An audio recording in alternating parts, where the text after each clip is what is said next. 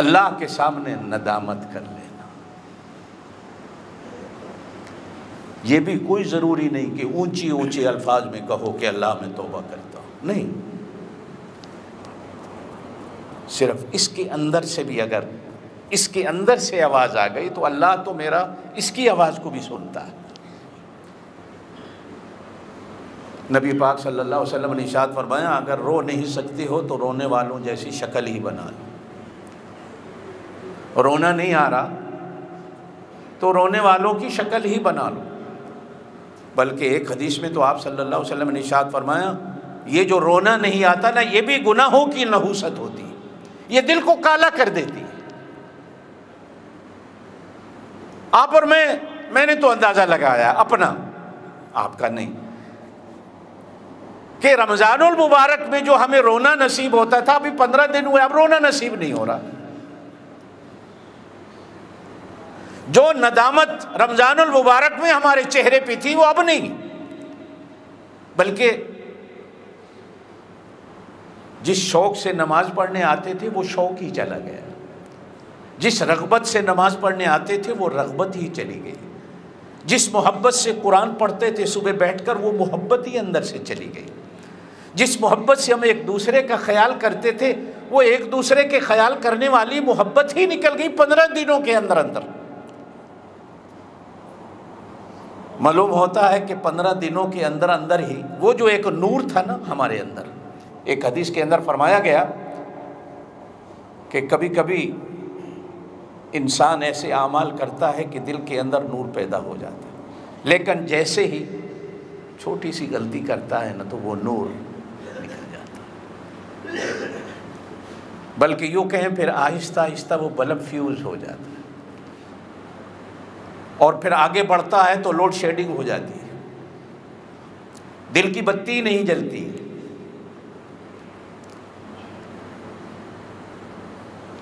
इन 15 दिनों के अंदर अंदर, मैं अपनी बात करता हूं आपकी नहीं, अपनी हालत ये हो चुकी कि वो रग़बत, वो मोहब्बत, वो इश्क, वो शौक़ रमज़ानुल मुबारक में था, मालूम होता है कि अंदर से नूर ही निकल गया है। हमारे यहाँ शरीयत में इसे कब्ज़ कहा जाता है। हम तो कहते हैं ना कब्ज़, जिसका पखाना बंद हो जाए ये कब्ज़ का मरीज़ हो गया। दिल कब्ज़ हो जाता, उसको ऐसी एल्फी लग जाती है कि रोना ही नहीं आता।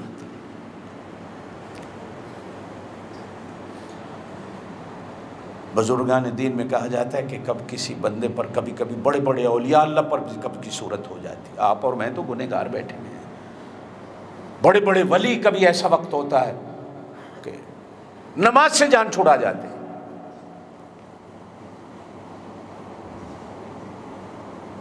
अच्छाई से दूर हो जाते हैं, और कभी कभी उन पर शैतान गालिब हो जाता है, होता है, बंदा है, गुनहगार हो जाता है। बुजुर्गान दीन ने उसका नाम रखा है कि कब्ज़ हो गया, अल्लाह ने हर शय कब्ज़ कर ली है। अब वो जब जाकर अपने पीर से शिकायत करता है और पीर हालात को देखता है तो फिर वो बुज़ुर्ग कहता है कि 10-12 दिन मेरे पास रहो, तुम्हारी कब्ज़ की सूरत जो है ना बस्त में तब्दील हो जाएगी, कि खुल जाएगी। फिर बुज़ुर्गों की सोहबत इख्तियार करनी पड़ती है। आप और मैं जो ये समझते हैं ना कि नहीं सावधान ना मेरे बुज़ुर्गों, उसका इलाज ही यही है। हज़रत हंज़ला रज़ी अल्लाह ताला, पता नहीं आपने सुना कि नहीं, ये दिन है जंगे ओहद हुई, जिसको ग़ज़वा ओहद कहा जाता। आज शादी हुई, पहली रात बीवी के साथ, इतने में नबी पाक सल्लल्लाहु अलैहि वसल्लम की आवाज़ आई, जिहाद के लिए नौजवान चाहिए। शादी हो गई, पहली रात, गुस्ल फर्ज हो गया था, नबी की आवाज कानों में गूंजी, बिस्तर छोड़ा, तलवार उठाई, मैदान में जा पहुंचे। शहादत का दर्जा पाया। जख्मियों में जब नबी पाक सल्लल्लाहु अलैहि वसल्लम ने तिलाश कराया, मेरे हंजला को देखो, देखा गया तो जुल्फों बालों से पानी बह रहा था। नबी पाक सल्लल्लाहु अलैहि वसल्लम ने इरशाद फरमाया, अल्लाह की कसम है, मैंने देखा बादलों से अल्लाह के फरिश्ते आए, मेरे हंजला को उठा के ले गए, बादलों में मेरे हंजला को गुस्ल दिया, कफन पहनाया, गुस्ल देकर ज़मीन पर ला कर रख दिया। ये जो जुल्फ़ों से पानी बह रहा है, ये जो दाढ़ी से पानी बह रहा है, ये फरिश्तों के दिए हुए गुस्ल का पानी है।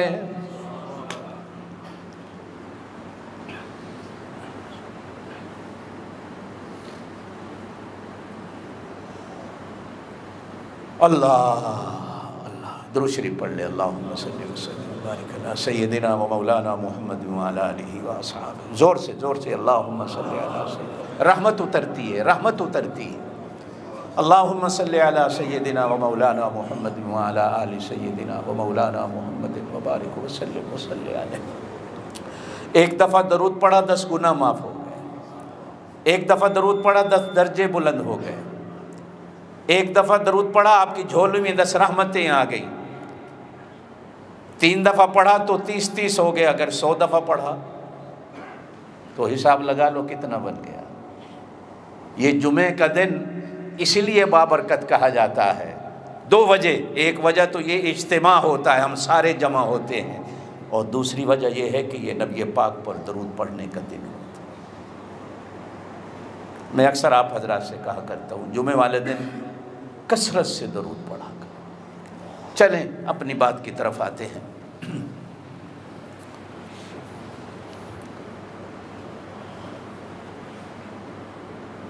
गुनाह से बचने के तरीके क्या हैं? ये कब्ज़ और बस्त की जो सूरत होती है,